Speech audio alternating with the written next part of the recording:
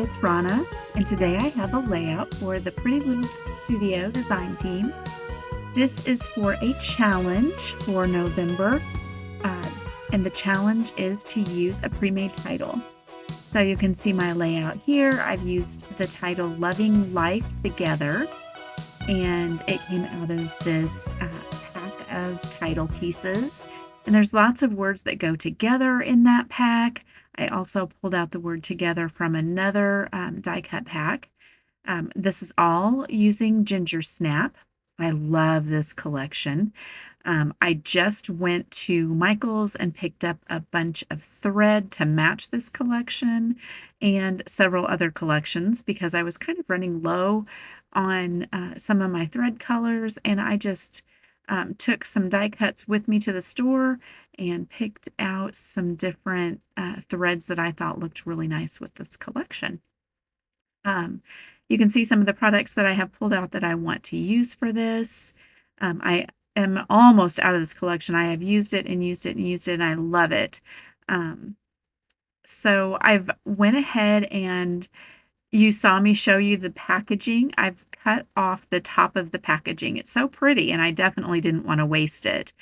Then I do have 2 sheets of this ledger that I tore the top using a little tearing ruler that I have, and I decided to do this cutout so that I could use some of this floral paper as well.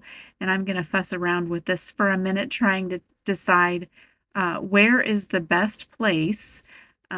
I love all of the little animals and things that are hidden in these floral prints that Melissa does. They're so cute, and it's just so much fun to see all the different layers that she adds in. And just, I was trying to find the place on the sheet that I would not waste any, because I clearly am hoarding this paper. I love it so much, and I want to make sure that I can get, it on a couple more layouts, because I think I have enough to do at least 2 more layouts with this collection. So I finally just, made a decision and went with it. I'm going to kind of look here and see what else I might want on this, because that's going to determine where I'm going to stitch. I'm going to make some decisions but not glue anything, except for the back. But everything together on the plain white sheet that you saw there underneath of it. It's just a real thin piece of cardstock that I'm going to use to adhere everything, just to hold it all in place. So I'm looking at the tags, I'm looking at the borders. I'm going to, of course, pull out some florals.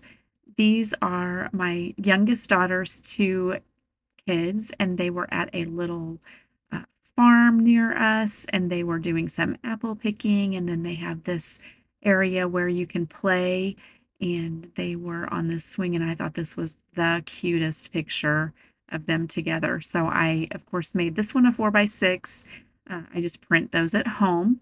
I have an Epson PictureMate 400. I love it. I do almost all of my printing using that for scrapbooking. It's so nice because I can, in the moment, decide what I want to print, what size I want it to be, whatever, and then print it right there from my phone. So I'm going through my florals and kind of making decisions here, and I like how it is right there. But of course, I'm going to take this all off after I make some choices here. And when I put it back on and glue it on, I'm going to change it up because that happens. I forget how I had it. I do like the leaf on that side, but that's not going to stay there. But the florals will be the same that I have out there. They're just not exactly like that. I picked out 2 of the threads that I want to use. And I know I want to have a real wonky, kind of zigzaggy stitch, and here I have done that. I didn't show you any of that, but I'm also going to do some more stitching at the top, and I will show you a little bit of that. This wonky stitch, if you can see on the top, the little border up there where I'm inking, you can see kind of the wonky stitching up there that is printed on the paper, and I was kind of mimicking that. And I also chose thread color that matched it as well.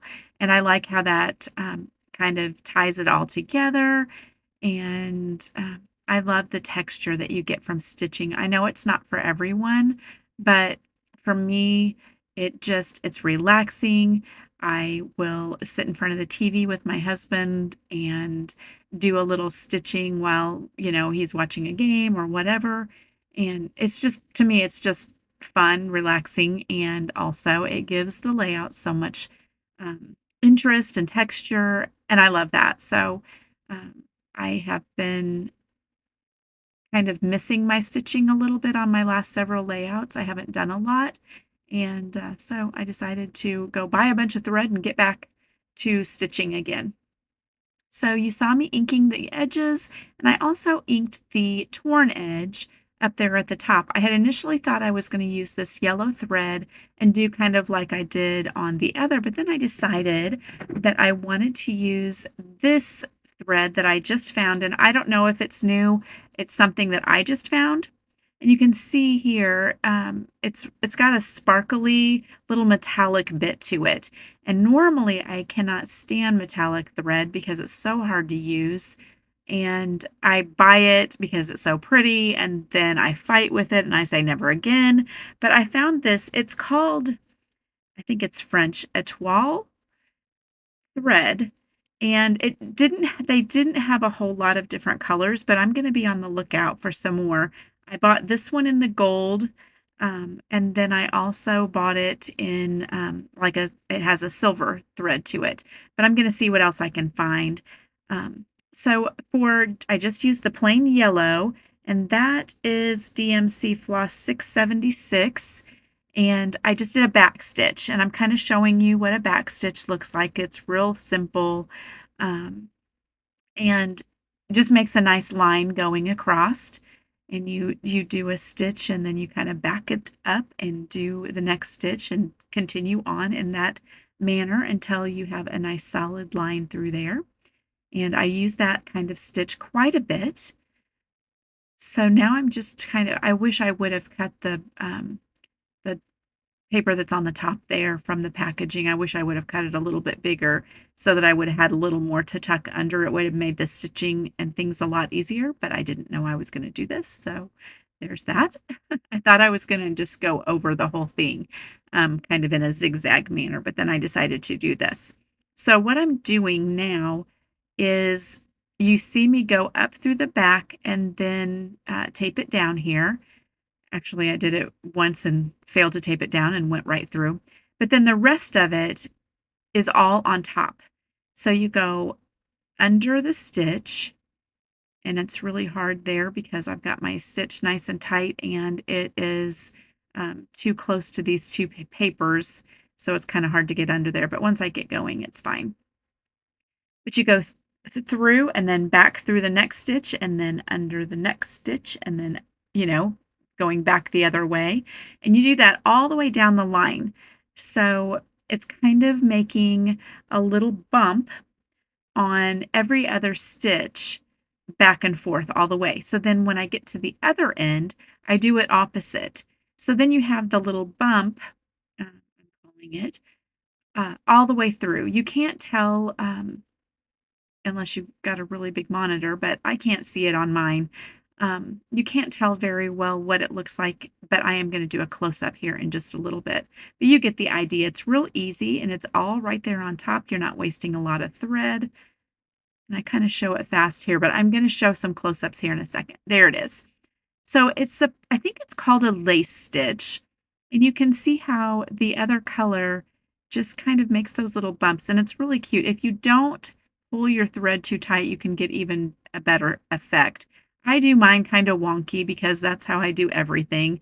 And I do mine a little wonky on here, but it's a really pretty stitch. I don't do it a whole lot, so I'm not like real practiced at it, but I do like the look, and I especially wanted to get some of that little metallic in there. I thought it was really pretty, so I was trying to use it there.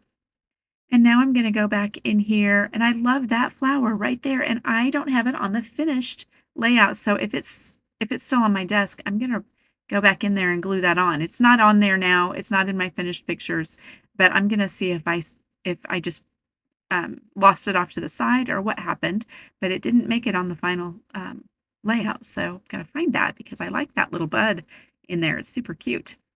I decided on a couple of butterflies, and I'm gonna go off screen here and use some foam tape and add lots of texture behind my florals. I kind of curl up the ends, and you can see there I've used 1 millimeter and 2 millimeter foam tapes. Some are flat to the page, some are popped up. Um, I am going to add some of the same thread that I used and tie a little bow. And you can see here that I have also popped up the ends of the tags.